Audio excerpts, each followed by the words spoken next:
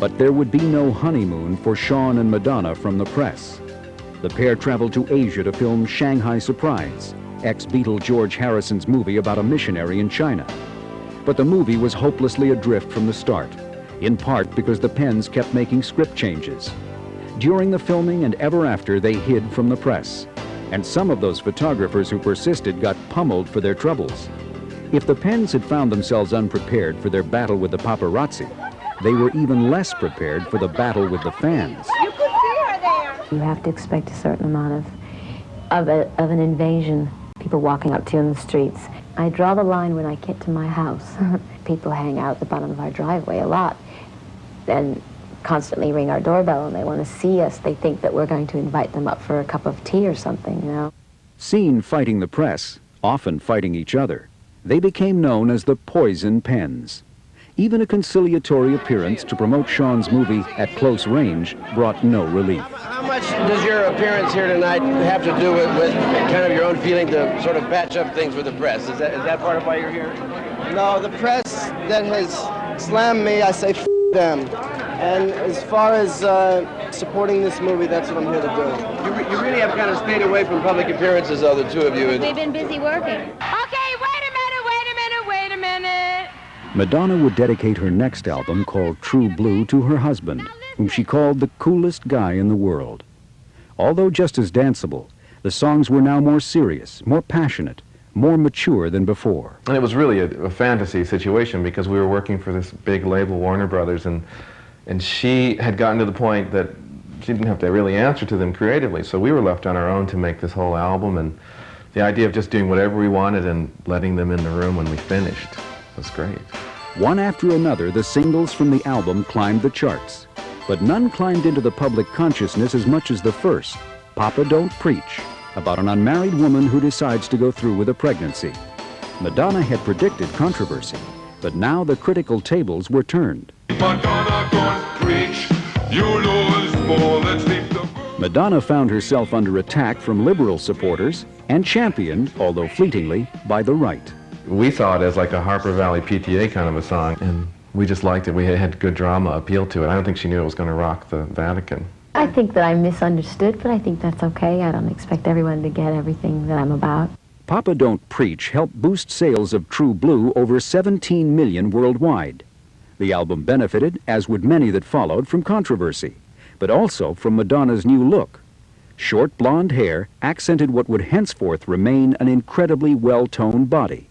Madonna had hired a trainer and began a relentless exercise program that would ever after have her working out, running and biking for 2 to 4 hours a day, 7 days a week. Madonna was anxious to revive her film career after bombing in Shanghai Surprise. She settled on a comedy script about a girl let out of prison who goes after the guy who framed her. Originally titled The Slammer, the film's name was changed out of sensitivity to Madonna's husband currently awaiting sentencing on assault charges. In 1987, Who's That Girl would be a song, a movie, and a world tour. I'm standing in the middle of Times Square looking at all you people who've come to see me and my movie, and I am completely awestruck. Snubbed by critics and moviegoers, Who's That Girl, the movie, would end up another bomb, but not the concert tour. There were near riots in London. French objections, fearing similar problems, were turned aside when Prime Minister Chirac's daughter persuaded him to intercede, and that drew kisses and a check for AIDS research from the rock diva.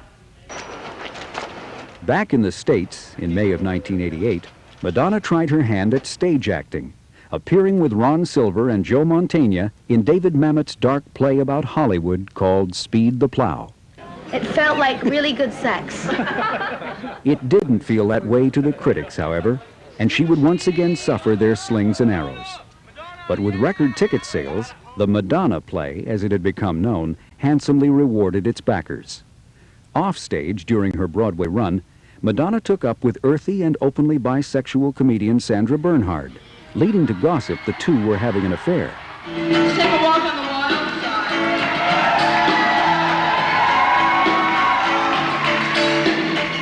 Don't believe those stories. Believe those stories. Madonna only half-heartedly denied the rumors. The gossip's most negative effect may have been on her husband, who had been given to several public fits of drunken, jealous rage over her past affairs, both real and perceived.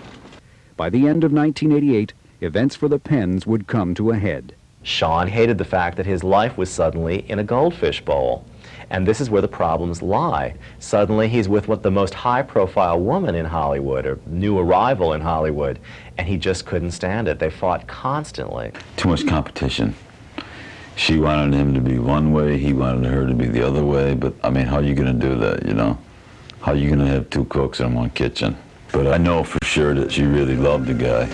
Their on-again, off-again union finally crumbled when a badly beaten Madonna called out the Malibu Sheriff's Department on Sean. They finally split for good in January 1989, by prenuptial agreement, each taking out what resources they had individually brought into the marriage. Friends, however, say that both remained in love with each other. Soon after her split up with Sean, Madonna would be seen in Pepsi commercials, promoting her new single, Like a Prayer. Pepsi spent $10 million on the promotion, half of it going to Ms. Ciccone. Only problem was, Pepsi hadn't seen the music video, which featured a scantily clad Madonna dancing in front of burning crosses and making love on an altar. I felt that it was a song about ecstasy, and very specifically sexual ecstasy as it relates to religious ecstasy. We listened to it together and we agreed that it was about ecstasy, and then Madonna said she thought she'd like to make love on an altar in the video. This one just evolved.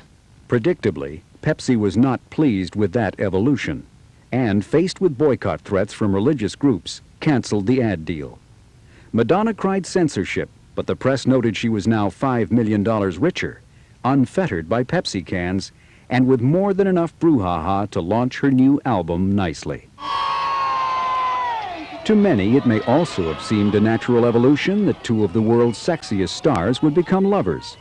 By now, Madonna was hardly a box office booster, but she landed the role of Breathless Mahoney in Warren Beatty's movie Dick Tracy by promising to work for Union Scale, $1,400 a week, and a percentage of the gross.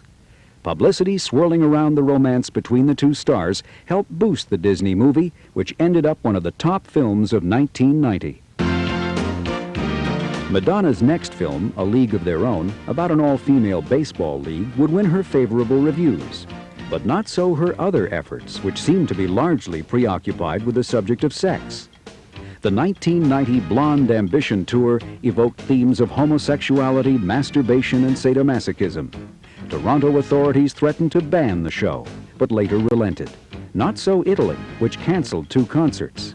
The tour exposed fans to a different side of Madonna, now darker and grittier than ever before. I'm very interested in darkness. I'm very interested in street life. I'm interested in the grittiness, the underside of life, the side that isn't so beautiful, the side that isn't so perfect.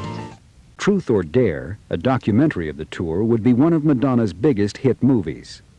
Her 1990 single, called Justify My Love, earned Madonna a coup that had previously eluded her. It was banned from MTV.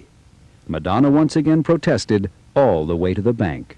When she went in to make the video for Justify My Love, she didn't make a video for the purposes of having it banned, so it couldn't be shown, so we'd have to release it, and it wound up selling more than any other video in history. I think she just believes in what she's doing.